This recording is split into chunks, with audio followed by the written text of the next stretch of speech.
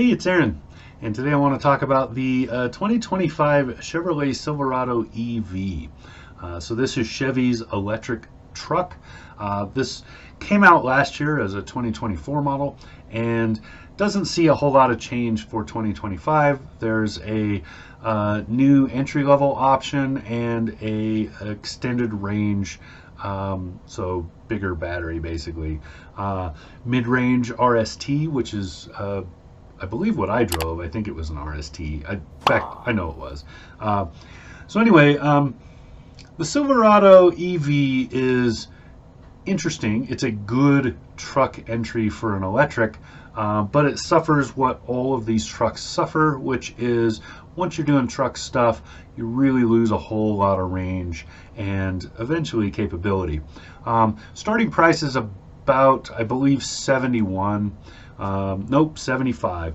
Starting price is about $75,000. For that, you're getting a lot of stuff, but still, that is a lot of money to spend on what is basically slightly above an entry-level pickup truck. There are some really cool things about the Silverado. Cargo is fun. I really like the fold down back window, or back wall, I should say. It takes a couple of minutes to figure out how to do it, and it does require a little bit of finesse in a way, but super useful feature, because by incorporating the back seat area to the bed, you can take a short bed truck and make it equivalent to a regular size bed, which is great. Because if you're doing truck stuff, you're hauling lumber or whatever else, that extra capability is really awesome. There's a couple of other things. The front trunk is huge. It drives nicely. It doesn't drive as well, though, as other pickup trucks and as its closest relative, the Hummer EV. The Hummer EV has four-wheel steering, and it's beautiful. Makes it feel much smaller than it is, and it is friggin' gigantic. Also, it is probably by design a little more truck. So it has that truck feel. It's a little stiffer in the steering, not by much, but a little, just enough to make it feel strong. And it's ponderous. So it takes a while to make those turns. It takes a while to make a U-turn. It is a truck. And pretty much every truck on the market has those same qualities. That's just how it is.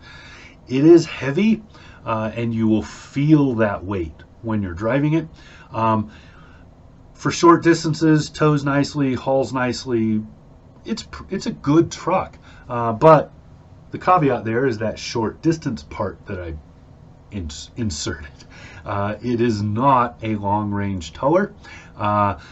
Charging is pretty good. It charged really fast for me, both at home and on fast chargers.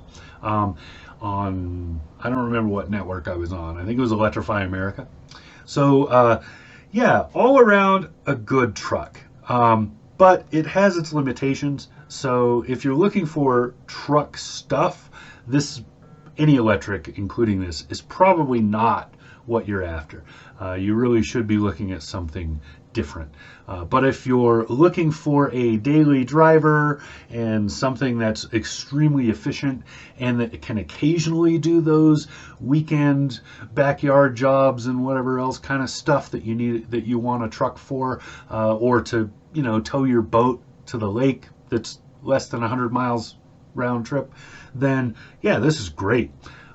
This is a good option. Now, I will say that it is a little cheaper to get into the Ford. The Ford Lightning is a cheaper truck than this in terms of price. And we do have the Rampage, which is the range extended. So it has an engine on board to act as a charger, that's coming this year. So that's probably a good option if you want both the ability to do those longer range things with the faster, just fill the tank and you're good to go stuff, as well as the closer to home efficiency. The F-150 hybrid is the ditto. I really like that truck, and I feel that for the price and everything else, it is probably the best option on the market right now for those that need efficiency and actual useful working capability. The Silverado EV is a great first step as an EV, and I feel that Chevy is going to keep kind of working on this one. It's going to slowly improve with time and as the market provides. So right now the electric vehicle market is not too hot.